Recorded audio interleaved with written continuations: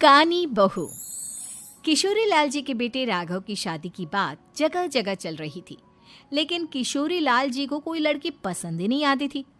और उसकी एक ही वजह थी, किशोरी लाल जी का लालची होना। उनको लड़की वालों से मोटा दहेज चाहिए था और इसी चक्कर में एक दिन वो एक बहुत पैसे वाले के घर अपने बेटे का रिश्ता लेकर पहुंचे। उस आदमी का नाम था ओम प्रकाश।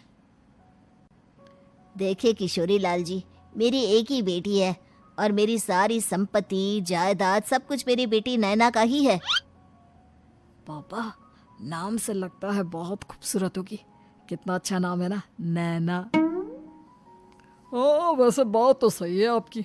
अब इतना पैसा है, जमीन जायदाद है, इकलौती बेटी, आप भी क्या करेंगे?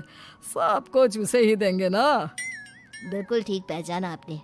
बस बेटी की शादी और सारी जायदाद उसके नाम। पापा, बिना देखे हाँ कर दीजिए ना। इतना अच्छा रिश्ता फिर कहाँ मिलेगा? माला माल हो जाएंगे हम। मैं अपनी बेटी को बुलाता हूँ। अरे नहीं नहीं नहीं नहीं, आपकी बेटी का नाम नैना है, सुनकर ही लगता है बहुत सुंदर होगी। रहने दीजिए अंकल, मैं तो आपकी बेटी के नाम से ही इतना खुश हो गया हूँ कि उसे बिना देखे शादी करने को तैयार हूँ। अब तो मैं उसका चेहरा सीधे शादी के बाद ही देखूंगा।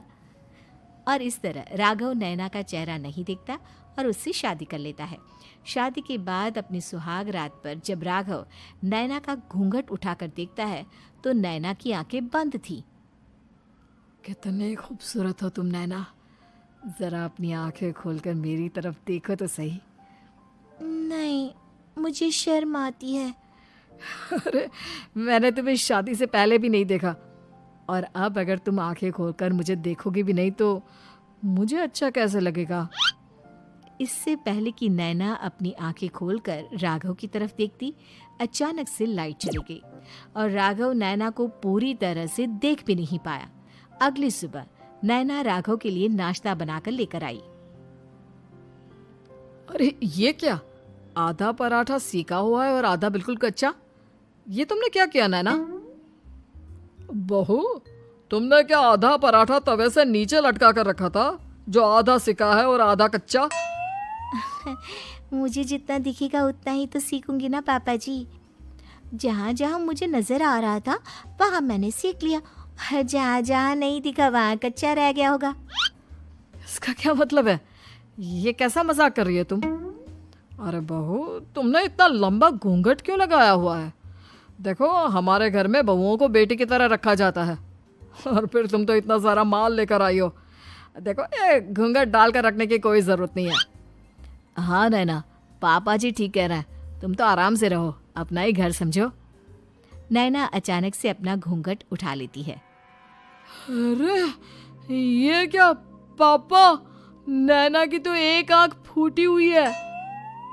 नाम से नैना, लेकिन ये तो कानी बहू निकली।